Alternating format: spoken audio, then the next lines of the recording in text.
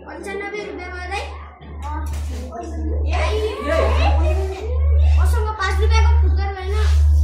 5 रुपैयाँ चाहिँ तपाईँसँग छैन भने छोडिदिनुहोस्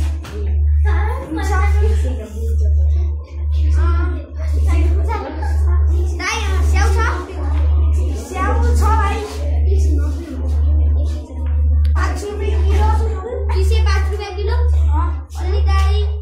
उता त दाइ अघि 80 रुपैयाँ किलो भनिरहेको थियो त यो सब्जी सागसब्जी बोडी किन्नुस् मैले के छ